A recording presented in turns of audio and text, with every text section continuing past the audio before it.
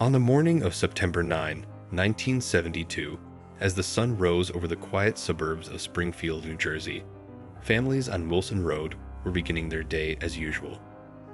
A woman was unloading groceries from her car when she noticed her dog emerging from the nearby woods with something unusual in its mouth. Initially, she assumed it had found a bone, but as the dog got closer, she was horrified to realize it was carrying a decomposed human hand and forearm. Shocked, she immediately contacted the police, prompting a full-scale search of the surrounding area. With bloodhounds leading the way, officers scoured the wooded Hoodle Quarry, the area where the dog had been wandering. Not long into the search, Officer L.E.L. Hardy discovered an upper arm along a dirt road near a construction site for Interstate 78.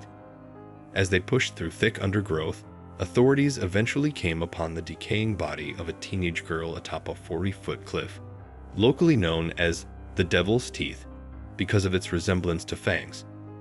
She lay face down, fully dressed, but so badly decomposed that determining a cause of death was impossible. Dental records soon identified the remains as 16-year-old Jeanette De Palma, who had vanished 6 weeks earlier. There were no witnesses, no obvious signs of foul play, and little physical evidence.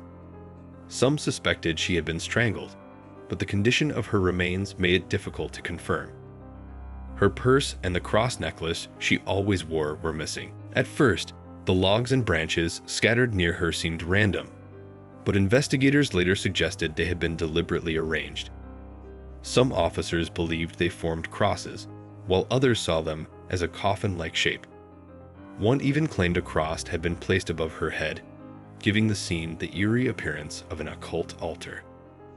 Soon, rumors spread that red arrows marked on trees had led officers to her body, and that animal carcasses had been discovered hanging nearby.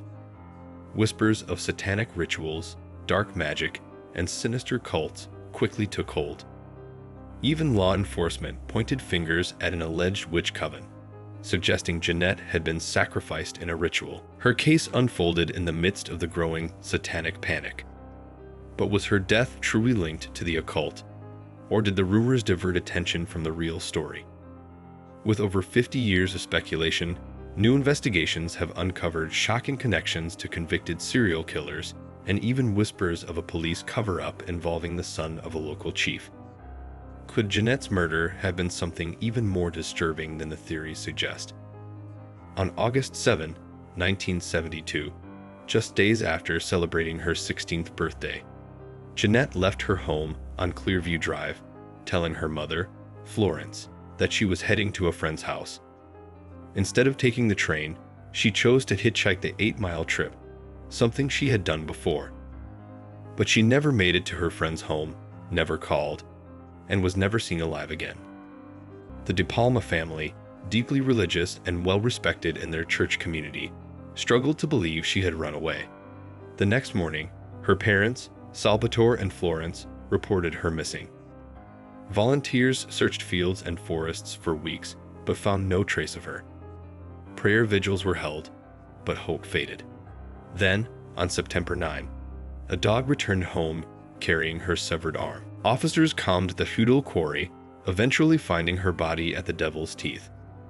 But the way her remains were discovered raised more questions than answers. Reports claimed wooden logs had been arranged into a coffin or altar and crosses had been placed around her body. The unsettling scene fueled speculation of a ritualistic killing. Due to her body's advanced decomposition, Union County Medical Examiner Dr. Bernard Aronberg could not perform a full autopsy.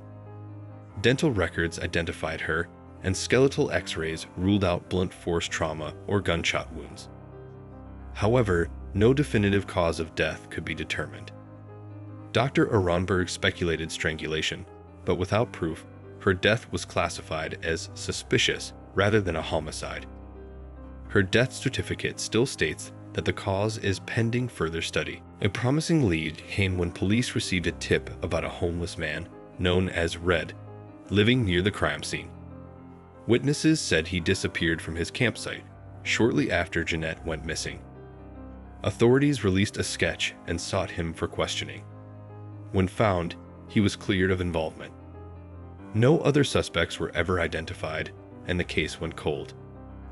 Officer Ed Kish, who was involved in the search, later admitted, "Cops are only as good as the evidence left behind." In Jeanette's case, there was zero evidence.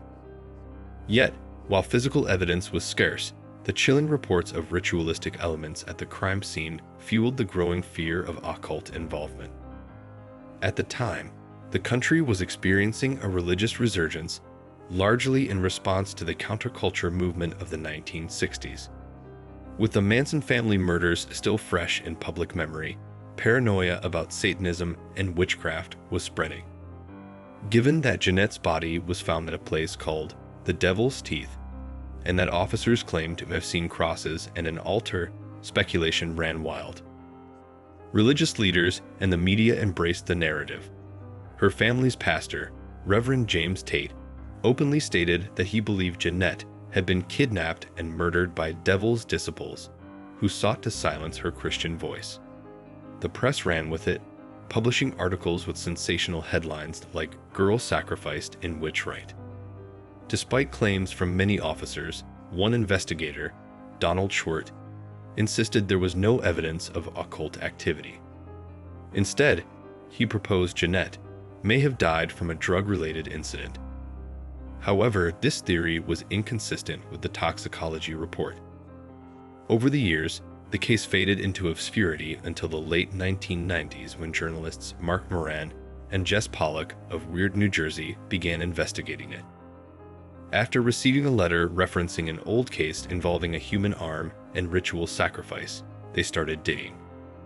Eventually, they obtained the long-lost police case files, which reveal a shocking truth. There was no evidence of an occult scene at all. Crime scene photos disproved claims of crosses, coffins, and sacrifices. Even the police's own diagrams contradicted the sensationalized accounts. The so-called occult crime scene appeared to be nothing more than natural fallen branches. So why had police spread these rumors? What were they hiding? Some believe the police covered up a crime involving one of their own. One theory suggests a police chief's son had an obsession with Jeanette, and after she rejected him, he killed her.